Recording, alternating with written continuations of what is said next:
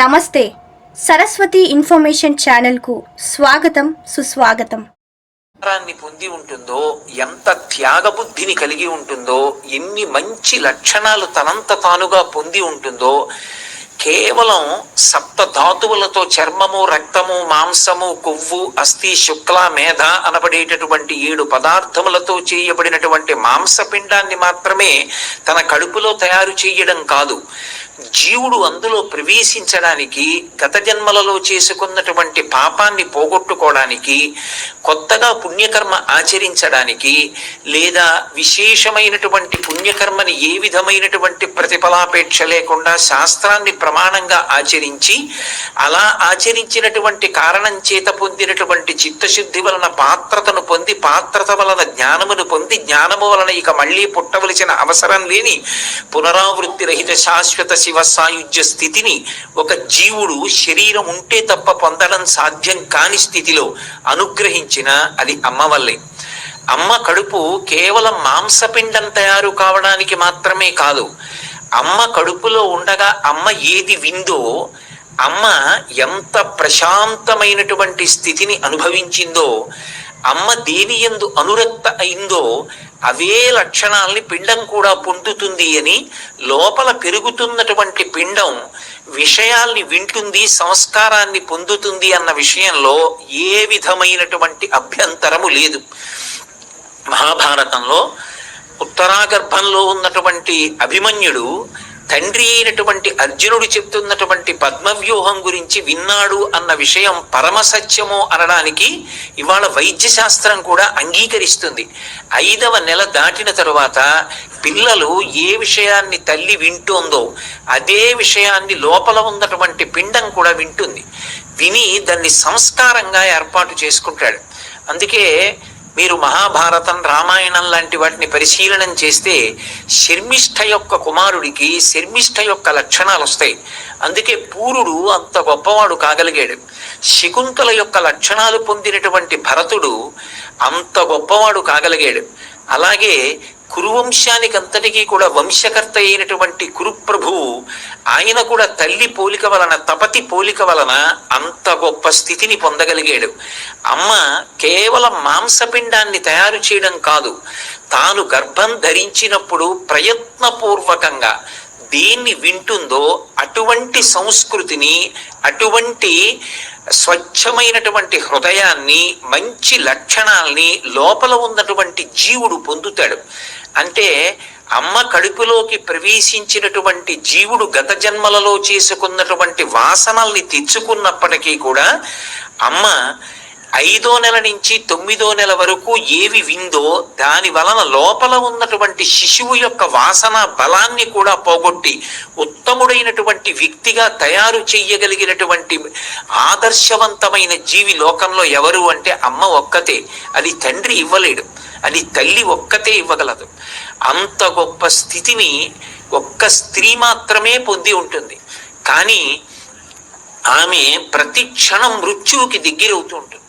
నిజంగా వైద్య శాస్త్రానికి సంబంధించినటువంటి గ్రంథాలు పరిశీలనం చేస్తే అకస్మాత్తుగా ఆమె ఏ కారణం చేతనైనా రక్తపోటు పెరిగేటటువంటి సందర్భానికి లోనయిందనుకోండి, ఒక స్త్రీ గర్భం ధరించింది అంటే ఏదో ఆమె శరీరం విడిచిపెట్టేసిన తరువాత 16 శ్లోకాలు చెప్పి పిండ ప్రదానం చేయడం కొడుకు యొక్క కర్తవ్యం కాదు. నా వంశం కావాలి అని కోరుకున్నటువంటి మొట్టమొదటి వ్యక్తి మామగారు ఎవరుంటాడో ఆ మామగారిది ప్రథమ కర్తవ్యం. కోడలు ప్రశాంతంగా ఉండేటట్టు, ఆమె సంతోషంగా ఉండేటట్టు చూడగలగాలి. అది సమాజం యొక్క కనీస కర్తవ్యం. పిల్ల కడుపుతో ఉంది అన్న దగ్గర నుంచే అక్కర్లేని విషయాల జోలికెళ్ళి దెబ్బలాడుకోవడం తగ్గిపోవాలి. బాపు గారు బొమ్మ గీసి వెళ్ళిపోయారు అంటే కేవలం ఆయన బొమ్మ గీయడం ఆయన తాపత్రయం కాదు. వ్యాసుల వారు ఒక శ్లోకం ఇచ్చారు అంటే ఏదో ఒక శ్లోకం వ్రాయడం ఆయన ఉద్దేశ్యం కాదు. సీమంతోన్నయనము అని శాస్త్రం ప్రతిపాదనం చేస్తోంది. అసలు ఆడపిల్లకి ఆ ఉత్సవం చేసినప్పుడు సీమంతోన్నయనము అని అడవి పంది ముళ్ళు తీసుకొచ్చి భర్త పాపట తీసి ఆమె జుట్టు ఎత్తి ముడివేసి అది కేశములను ఒక కబరీబంధం కట్టి పువ్వుల చేత అలంకారం చేస్తాడు, దాని చేత గర్భరక్ష కల్పిస్తాడు అని. అది సీమంతోన్నయనం అంటే. అది ఇవాళ ఏమైపోయిందంటే, మీరు ఎన్ని కిలోల మధుర పదార్థాలు తేవాలి, మేము ఎన్ని కిలోల మధుర పదార్థాలు ఇవ్వాలి, అందులో కూడా మళ్ళీ ఏవి మీరు తేవాలి, ఏవి మేము తేవాలి. వాళ్ళు ఏదో చిన్న ముక్కలు తెచ్చారని, పెద్ద ముక్కలు తేలేదని, కడుపుతో ఉన్నటువంటి పిల్ల జీవన్మరణ సమస్యతో ఉంది. అన్నిటికన్నా దారుణాతి దారుణమైన విషయం, ఒక్క పురుషుడు ఒక్క 2-3 రోజులు నిద్ర లేచిన దగ్గర నుంచి రాత్రి వరకు కడుపులో తిప్పితే, ఏదైనా నోట్లో పెట్టుకుంటే వాంతి అయిపోయింది అనుకోండి, 3 రోజులకి ఎంత నీరసపడిపోతాడు. యథార్థానికి భగవంతుడికి రూపం ఏమిటి, భగవంతుడికి పేరు ఏమిటి, భగవంతుడికి లింగం ఏమిటి? స్త్రీ పురుష నపుంసక మూర్తియును కాక, తిర్య కమర నరాది మూర్తియును కాక, కర్మ గుణ భేద సదసత్ప్రకాశి కాక, వెనుక నన్నియుతానకు విభుతలంతు అంటారు పోతన గారు భాగవతంలో. ఆయనకి ఒక నామం లేదు, ఒక రూపం లేదు. ఆయనని ఏ పేరు పెట్టి మనం పిలిచినా, ఏ పేరు పెట్టి పిలవకపోయినా పలకడానికి ఆయన ఎప్పుడూ సిద్ధంగానే ఉంటాడు. ఆయనే సృష్టికర్త, స్థితికర్త, ప్రళయకర్త, మూడిటి యొక్క సమాహార స్వరూపమే పరబ్రహ్మము. అందుకే ఎక్కడికెళ్ళి పరబ్రహ్మంగా భగవంతుణ్ణి కీర్తించిన ఈ 3 లక్షణములు చెప్తారు. శ్రీశైలం వెళ్ళి మల్లికార్జునుడికి సుప్రభాతం పాడితే, ఏకస్త్వమేవ బహుధా భవభాసి లోకే నిశంకధీర్ వృషభకేతన మల్లినాథ, శ్రీభ్రామరి ప్రియ సుఖాశ్రయ లోకనాథ, శ్రీమల్లికార్జున విభో తవ సుప్రభాతం అంటారు. ఆ ఉన్న ఒక్కటే ఇన్ని రూపాలుగా కనపడుతోంది అంటాం. అందుకే 3 మూర్తులకును 3 కాలములకు 3 రూపములకు మూలమగుచు భేదమగుచు తుదిక భేదమయ్యొప్పారు బ్రహ్మమనగ నీవే ఫలనయన అంటారు భాగవతంలో. సృష్టికర్తగా నిలబడినా అమ్మే, స్థితికర్తగా పాలిచ్చి కాపాడినా అమ్మే. అంత కటిక చీకట్లో అమ్మ కడుపులో నివాసం చేసి ఆ బిడ్డడు బయటికి వచ్చిన తరువాత ఒక్కసారి ఇంత వెలుతురు, ఇంతంత పెద్ద పెద్ద ఆకారాలు, ఆ సమయంలో అది పరదేవతానుగ్రహం అంటే, అది మాతృమూర్తి అని. అందుకే ప్రథమ నాసిమాసి కృతం కష్టం వేదనా ప్రసవేషుచ. అమ్మా ఎంత బాధపడ్డావో, ఎంత కష్టపడ్డావో నా కోసం, ఎన్ని చెమట్లు పట్టాయో, ఎన్నిసార్లు తిన్నది కక్కేశావో, ఎన్నిసార్లు తినకూడనిది నా కోసం తిన్నావో, ఎన్ని ఔషధాలు సేవించావో, ఎంత బాధపడ్డావో. అమ్మా ఇంత కష్టపడ్డావు, ఇంత కష్టపడి నన్ను కన్నావు, నేను బయటికి వచ్చాను. వచ్చిన తరువాత నేను నీకు కృతజ్ఞత చెప్పాలా, నువ్వు నాకు కృతజ్ఞత చెప్పాలా? నేను నీకు కృతజ్ఞత చెప్పలేదు, నాకు చెప్పగలిగినంత సంస్కారం కూడా ఏమీ లేదు. నేను క్యారుమని ఏడ్చానంతే. కానీ నువ్వు నన్ను దగ్గరికి తీసుకుని ఒళ్ళంతా ముద్దు పెట్టుకుని నువ్వు పడినటువంటి బడలికనంతటినీ మర్చిపోయావు. అంత ప్రేమతో నన్ను అక్కున చేర్చుకున్నావు. నేనే నీ సర్వస్వం అన్నట్లుగా బ్రతికావు. అంతకుముందు నేనెవరో నీకు తెలియదు, కానీ నన్ను నువ్వు చూసిన దగ్గర నుంచి నేను వినాయిక నీకు ప్రపంచం లేదు. అమ్మా అంత ఔదార్యంతో బ్రతికావే, అటువంటి నీకు నేనేమివ్వగలను? తండ్రి రుణం తీరడానికి సౌత్రామణి అని యాగం చెయ్యొచ్చు. అమ్మ రుణం తీరడానికి లోకంలో అసలు ఏ విధమైనటువంటి యజ్ఞయాగాది క్రతువులు లేవు. అది అలాగే ఉండిపోతుంది అంతే. అమ్మ శరీరం కన్నా కొడుకు భిన్నం కాడు, తండ్రి కన్నా భిన్నం. అమ్మ కడుపులో పెరిగాడు, అమ్మ శరీరంలో అంతర్భాగం. అక్కడ ఒక పిడచ పెట్టి వెళ్ళిపోతే ఆ పిడచకి సంతోషపడిపోయి పుచ్చేసుకుంటుందిట అమ్మ. అమ్మ నేను నీకేమి ఇవ్వగలను? మాతృపిండం దదామ్యహం. అమ్మ నీకొక్క పిడచ పెడుతున్నాను, ఇంతకన్నా నీ చేసింది లేదు, నన్ను మన్నించు, నన్ను ఆశీర్వదించు. వ్యాసుడంతటి వాడు అమ్మ అన్న మాట దగ్గరికి వచ్చేటప్పటికి అంత కట్టుబడిపోయాడు. జన్మలేని పరమాత్మ అజాయమానో బహుధా విజాయతే అంటుంది శృతి. ఏ పాములెరుగక ఏ పారు మీటికి పశుల కాపరి ఇంట పాము కలిగే అంటారు పోతన గారు. ఈ జన్మనెత్తవలసిన అవసరం లేనివాడు పశువుల కాపరి ఇంట్లో జన్మనెత్తాడు అంటారు. ఏ తల్లి చనుబాలు ఎన్నడెరుగని ప్రోఢ తల్లి యశోద చన్నుల బాలు త్రవనిరిగే అంటారు. అమ్మా అని పిలిచినందుకు ఆఖరణ ఒక్క మాట అడిగింది. మనస్సీదతి మే కృష్ణ తవ కళ్యాణ వీక్షణి దర్శయస్వరమానాథ జగదానందకారక అంది. యశోద, కృష్ణ పెంచాను, పెద్ద చేశాను, ఇంత ఆడుకున్నాను, ఒక్క కళ్యాణం చూడలేదు, నీ కళ్యాణం ఒక్కటి చూసే అవకాశం ఇవ్వయా అంది. అమ్మా అని పిలిచినందుకు భగవంతుడంతటి వాడు ఎంత కట్టుబడిపోయాడంటే, అమ్మా తప్పకుండా నీ కోరిక తీరుస్తాను. కృష్ణావతారంలో కళ్యాణాలు అయిపోయి అవి నేను కర్మ సంబంధంగా చేసుకునేవి కావు, ఇచ్చిన మాట పూర్తి చేయడానికి చేసుకుంటూ ఉంటాను. కాబట్టి శ్రీశైలే పూరయిష్యామి కించిత్ కాలాదనంతరం, శ్రీశైలంలో వచ్చే యుగంలో నీ కోరిక పూర్తి చేస్తానన్నాడు. శ్రీశైలము అంటే తిరుమల, శ్రీ తిరు మలై అంటే పర్వతము, అందుకని శ్రీశైలము. శ్రీశైలంలో పూర్తి చేస్తానని వకుళమాతని తన తల్లిగా, అంటే ఆ అవతారంలో ఉన్నటువంటి యశోదని ఈ అవతారంలో తల్లి స్థానంలో కూర్చోపెట్టి పెళ్లికి పెద్దరికం ఇచ్చి పద్మావతి కళ్యాణం చేసుకున్నాడు. ఇప్పటికీ వంటశాలలోకి చూస్తుంటుంది. అమ్మ పెట్టిన అన్నం తిన్నవాడు, అమ్మ వడ్డించిన అన్నం తిన్నవాడు జీవితంలో పరమ అదృష్టవంతుడు. ఎవరు పరమ దురదృష్టవంతుడు అంటే అమ్మ చేతి అన్నం తినేటటువంటి అదృష్టం లేనివాడు. అందుకేట ఒక్క అమ్మ అన్న 2 అక్షరాలతో ఉన్న ప్రాణిని తీసేయాలంటే లోకాలకి తల్లి అయిన జగదంబ కూడా భయపడుతుందట. వాడికి 80 ఏళ్ళు రానివ్వండి, అమ్మ అన్న వ్యక్తిని తీసేస్తే వాడు పడే క్షోభ ఆవిడికి తెలుసు. అమ్మని తీసేసినప్పుడు వాడు నా వంక తిరిగి అమ్మని ఎందుకు తీశావు అని అడిగితే ఏం చెప్పను అని 3 అమ్మలనిచ్చి ఒక అమ్మని పుచ్చుకుంటుందిట. కొడుకు ఉండగా తల్లి వెళ్ళిపోవాలది న్యాయం. కాబట్టి 3 అమ్మల్ని చూపించి వెళుతుంది. ఒకటి గోమాత, ఇదిగోరా నీకు అమ్మ స్థానంలో అమ్మనిస్తున్నాను, నేను లేనని ఆవిడ లేదని బెంగ పెట్టుకోకు, అమ్మకి బదులు ఆవిడికి ప్రదక్షిణం చెయ్యి, అమ్మ పెట్టిన అన్నంతో సమానం ఆవు పాలు తాగు, అమ్మకి నువ్వు దగ్గర కూర్చుని అమ్మ ఇది తిను అని ఓ బొబ్బట్టు తుంచి ఓ ముక్క అమ్మ నోట్లో పెట్టలేదని బెంగ పెట్టుకోకు, ఒక్క అరటిపండు ఒలిచి ఆవు నోట్లో పెట్టు, ఇంత గ్రాసం ఆవు నోటికి అందించు చాలు, నువ్వు అమ్మని సేవించినట్టే. 2, ఆవు ఎక్కడో ఉంటుందమ్మా నాకు అన్ని వేళలా కనపడదు కదా అంటావేమో, భూమాతగా ఇచ్చింది. భూమాత ఎక్కడ నిలబడితే అమ్మలేదు.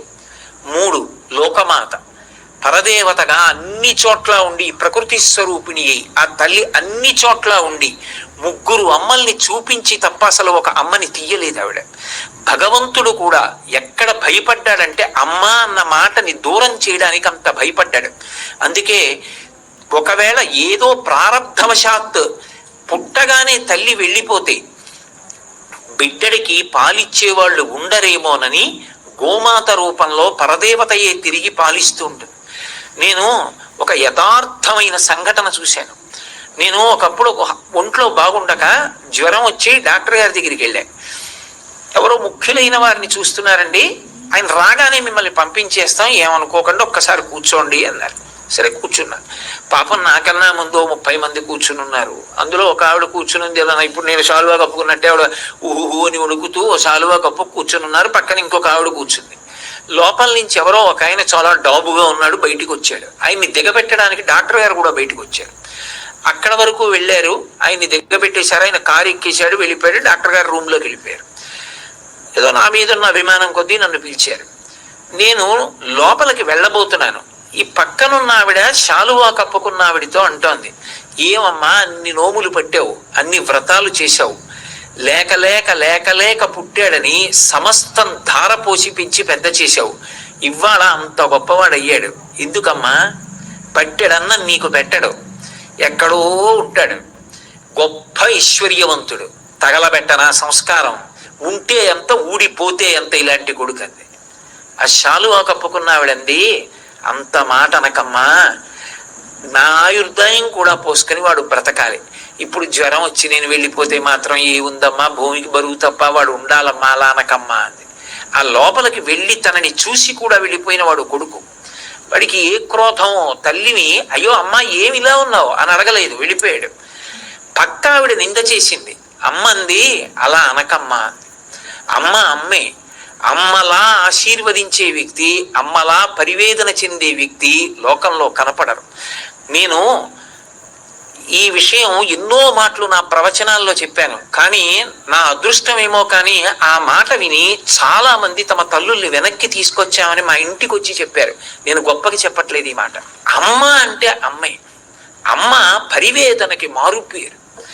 ఎంత బాధో ఆ బిడ్డల కోసం పరితపించిపోతుంది. అటువంటి అమ్మకి ఏమిచ్చి రుణం తీర్చుకుంటాం? పిచ్చి తల్లి ఆఖరణ అడిగేది ఏమిటంటే, అది కూడా అడుగుతుందో అడగదో, పెట్టకపోయినా ఆశీర్వచనం చేసి వెళ్ళిపోతుందేమో. అమ్మ ఉడికిందో ఉడకలేదో, ఆ కుండలో అన్నం తీసి పిడత చేసి అక్కడ పెడుతున్నాను. ఇన్ని గుణములు కలిగిన దాన్ని. కాకినాడలో ఒకప్పుడు నన్ను ఒక వృద్ధాశ్రమానికి ఆహ్వానించారు. వాళ్ళు నేను సంపూర్ణ రామాయణ ప్రవచనాలు చేసినప్పుడు వృద్ధులు రోజు వచ్చేవారు.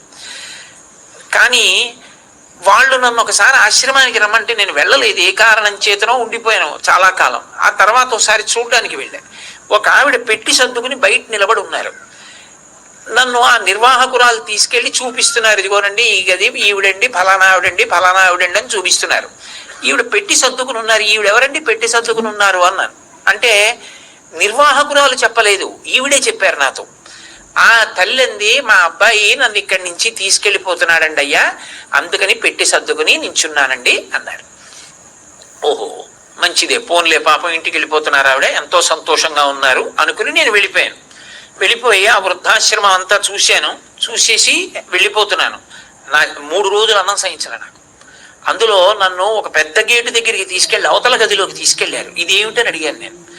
వాళ్ళు 30 మంది కలిసి ఉంటారు కదండి, ఇక ఆఖరి ప్రస్థానం, ఇక మళ్ళీ వాళ్ళు గదిలోకి రారు, ఇక అట్నుంచే వెనక గేటు తీసి పంపించేస్తాం రుద్రభూమికి. ఆ స్థితికి చేరిపోతే అక్కడికి తీసుకెళ్లి గేటు వేసేస్తాం.